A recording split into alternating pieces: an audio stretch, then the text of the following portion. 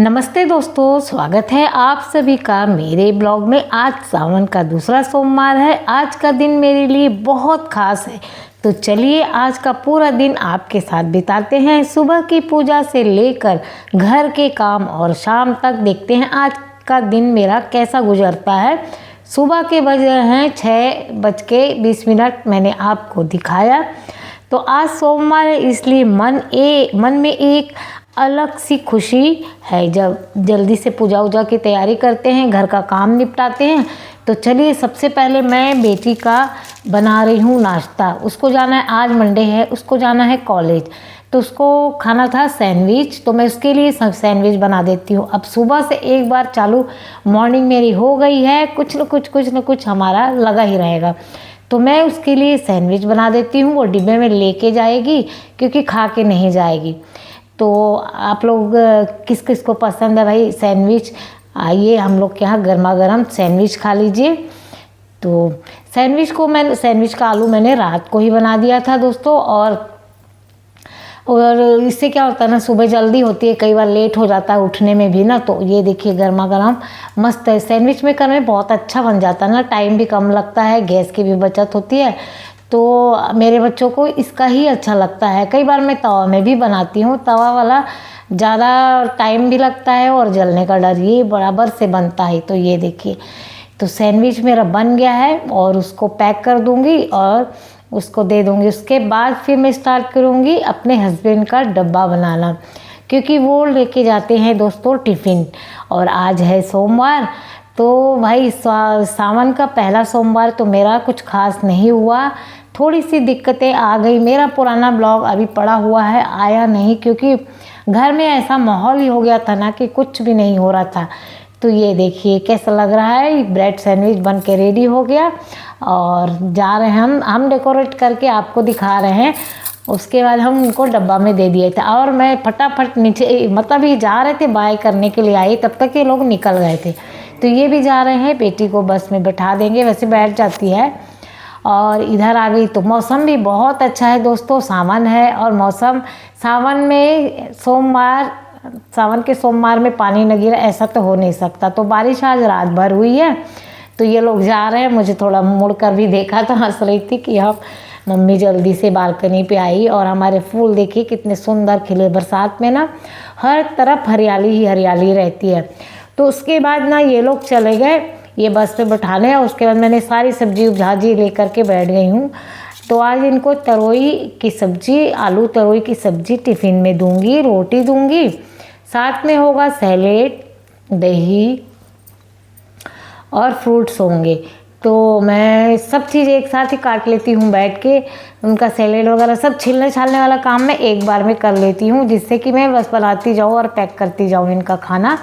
तो मैंने लहसुन मिर्च डाल दिया था, थोड़ा सा प्याज डाल दिया, जीरा भी डाल दिया, और इधर चाय लगा दिए हैं, उबलने के लिए रख दिए हैं। तो चाय भी मेरी बन रही है। तो सुबह की ये गर्मा गर्म पहली चाय है मेरी, और साथ में मैं रोटी भी बना दे रही हूँ, क्योंकि अब डिब्बा लेके जाते हैं ना तो सुबह ही करना पड़ता है। और अभी मेरे पास नहाने धोने का समय नहीं होता। उसके बाद मैं अपने घर के काम निपटा करके फिर अच्छे से मन लगा के पूजा करती हूँ। मतलब जल्दबाजी में कुछ नहीं होता है, एकदम थोड़ा सा आराम से सब चीज़ें करें तो अच्छा लगता है। उसके बाद मैंने इनको एक अमरूद डाल दिया है कट करके। ये एक फ्रूट लेके जाते हैं, जैसा कि आप लोग जानते हैं हमारे सभी वीडियो में मैं ऐसा बताती हूँ, आप लोगों ने बहुत सारी वीडियो में देखा भी होगा। तो ये उनका फ्रूट का डब्बा पैक हो गया। ये खाना भी मेरा बन गया है। ये 2 ही रोटी लेके जाते हैं, लेकिन देखिए डब्बा तो तैयार करना ही होता है ना। तो मैं 2 रोटी इनके लिए बना देती हूँ, और जो नाश्ता इनको करना होता है तो बाद में फिर बनाती रहती हूँ। तो ये इनका डब्बा हम पैक कर देते हैं। ये देखिए रोटी, इसमें ना अच्छी रहती है रोटी, और पानी भी नहीं छोड़ता है बिल्कुल। कागज़ ये वाला पैकिंग वाला जो अच्छा है, रोटी रैप वाला जो एलुमिनियम फाइल से, ये ज़्यादा बेटर होता है। उसके बाद मैंने दही डाल दिया, सब्जी डाल दी, रोटी डाल दी, और सैलेड इसी में डाल दूँ, क्योंकि आज सारे डब्बे इधर उधर बिजी हैं, मिल नहीं रहे हैं। तो मैंने क्या किया, इस पे ही डाल दिया है। और कि बहुत सारे डब्बे हो जाते हैं ना, तो फिर इनको दिक्कत होती है ले जाने में, तो इसलिए मैंने इस टाइप से पैक कर दिया है। कभी कभी मैं डब्बा भी डाल देती हूँ, छोटा डब्बा खाली हुआ ना, या तो फिर सैलेड का स्टाइल अलग हुआ कटिंग का तो वह ऐसे भी दे देती हूँ दूसरे डब्बा में। तो डब्बा मेरा हो गया पैक। और अब चाय भी मैं उनको साथ में दे कर के आ गई हूँ, वो गए हैं नहाने, अब आएंगे तो वो नाश्ता करेंगे। ब्रेड भी रखी है और पाव भी रखा है, तो पाव बटर पाव खाना होगा तो वो खा लेंगे, या ब्रेड सैंडविच खाना होगा तो वो खा लेंगे। दोनों ऑप्शन आज बहुत सारा है, क्योंकि जिस दिन मुझे ज़्यादा काम होता है ना, उस दिन काम भी और बढ़ जाता है। तो ये देखिए डब्बा, चले हम डब्बा देने और सब अपना अपना चले गए हैं। उसके बाद फिर हम, बेटी बड़ी वाली है वो सो रही है, उसको मैं वीडियो में आपको बताऊंगी, मेरे पास वीडियो पुरानी पड़ी है, मैं डालूंगी तो फिर आप लोगों को पता चल जाएगा कि मेरे साथ कितनी बड़ी मुसीबत मेरे घर पे आई थी, जो मेरा पहला सोमवार नहीं हो पाया। तो बस उसके बाद मैं अच्छे से किचन क्लीन कर देती हूँ। किचन तो खाली कभी भी नहीं रहता, देखिए हाँ कितना भी इसमें, देखिए अभी तो एकदम साफ़ सुथरा कर दिया, लेकिन हाँ 1-2 घंटा 3 घंटा जो बंद रहेगा साफ़ सुथरा रहेगा। अब हम जा रहे हैं नहाने, थोड़ी सी डस्टिंग कर देंगे घर की, मतलब चादर वगैरह बेडशीट वगैरह बिछा देंगे। उसके बाद हम जाके फटाफट नहा लेंगे और करेंगे पूजा की तैयारी। तो ये देखिए हमारा घर भी सारा काम लगभग हो चुका है और मैं नहा करके आ गई हूँ, फूल वूल सब पूजा का सामान लेकर जो जो चढ़ाना है। तो सबसे पहले मैं महावर लगा लेती हूँ, क्योंकि दोस्तों हमारे यहाँ शुभ माना जाता है महावर लगाना। 16 श्रृंगार में ये भी एक आता है महावर का लगाना।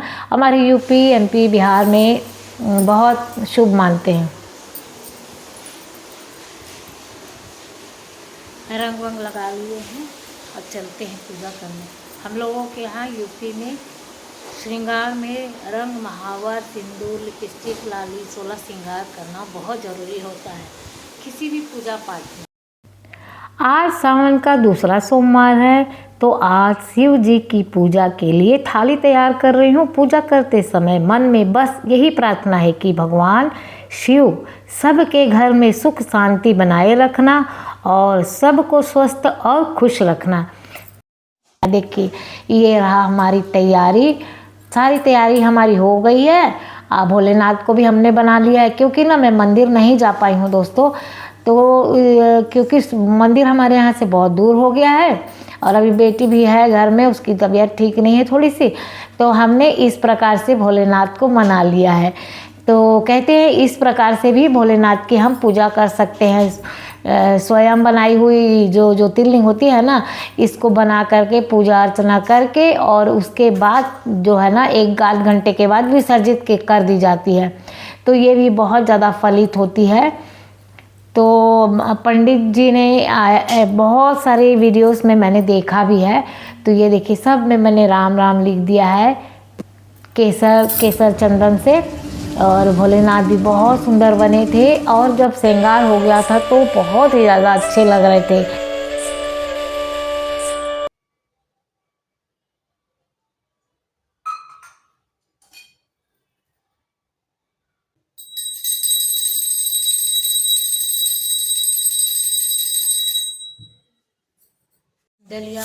पूजा करने के बाद खाने की तैयारी कर रही हूँ। व्रत हो या घर का रोज का काम, एक गृहिणी का दिन तो काम करते करते ही निकल जाता है दोस्तों। तो मैंने चढ़ा दी है दलिया, तो दलिया बना लूँगी। और सुबह मैंने सब्जी रोटी तो बनाई ही थी, वो मेरे लिए हो जाएगा और दलिया वो बेटी को खाना है। और उसके बाद फिर से वही कपड़ा, वही किचन की सफाई, पोछा पाछी जो काम पे रुक गया था अब फिर से चालू हो गया। तो चलिए बर्तन जमा लेती हूँ और जब तक कुकर खुलेगा, खाने का समय हुआ जा रहा है, क्या बोलते हैं 1:30 बज गया है। और सबसे पहले बर्तन ही लगा लेती हूँ, नहीं तो फिर दूसरे कामों में लग जाऊँगी। और ये काम जब तक नहीं होता तब तक लगता है किचन का काम कुछ ख़त्म ही नहीं हुआ है और पूरा फैला फैला सा लगता है। तो चलिए फटाफट लगाती हूँ। और आजकल बर्तन सूखते नहीं हैं, तो बर्तनों को पोंछ के मैं अच्छे से सेट कर देती हूँ।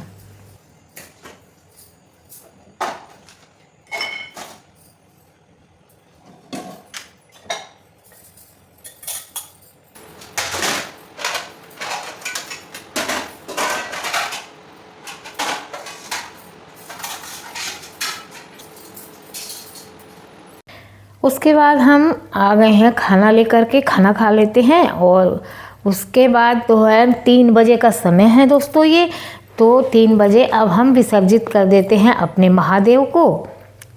तो इस समय मतलब 1-2 घंटे रख करके महादेव का अब विसर्जन करने पर हमको बहुत ज़्यादा तकलीफ़ हो रही है, क्योंकि इतने बढ़िया शिव जी बने थे। थोड़ा सा माहौल बड़ा अच्छा सा हो गया था मेरे घर का, तब शिव जी को आज विसर्जन करना ही पड़ेगा, क्योंकि अब जाएंगे तो फिर अगले मंडे को आएंगे। इस प्रकार से गमले में हम लोग विसर्जित कर देते हैं।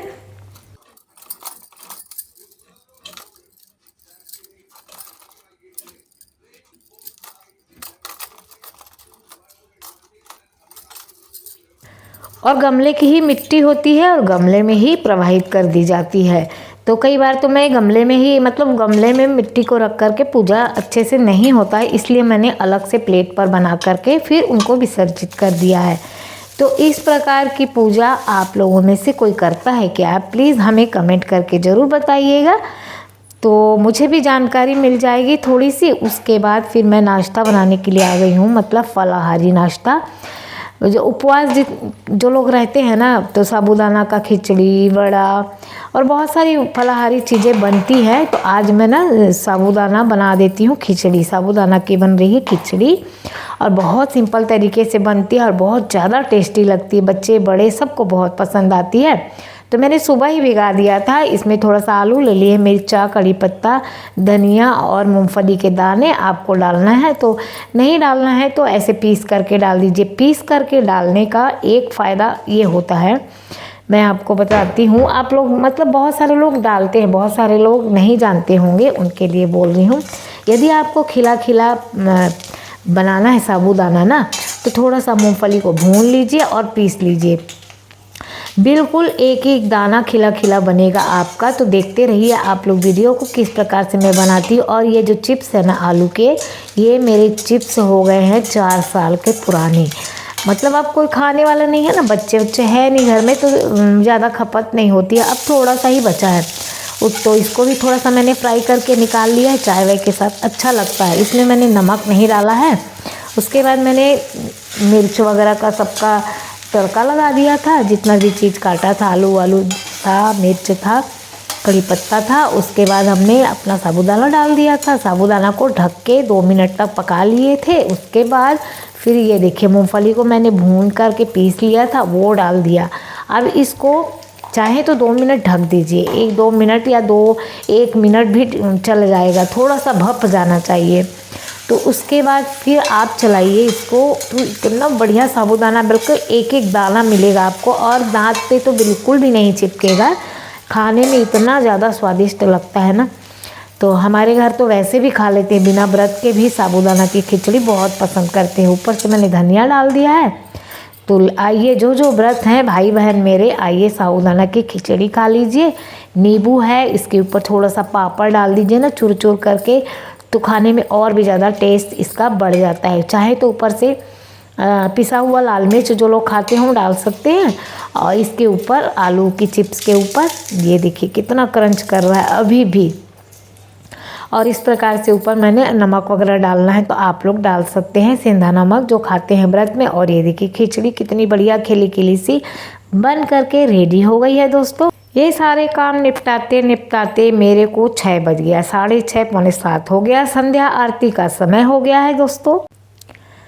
तो दोस्तों आज का हमारा सावन के दूसरे सोमवार का ब्लॉग यहीं ख़त्म करते हैं। अगर आपको मेरा आज का ब्लॉग अच्छा लगा हो तो वीडियो को लाइक ज़रूर कर दीजिएगा और मेरे चैनल को सब्सक्राइब करके अपना प्यार बनाए रखिए। फिर मिलेंगे एक नए ब्लॉग के साथ, तब तक के लिए अपना ध्यान रखिए। हर हर महादेव।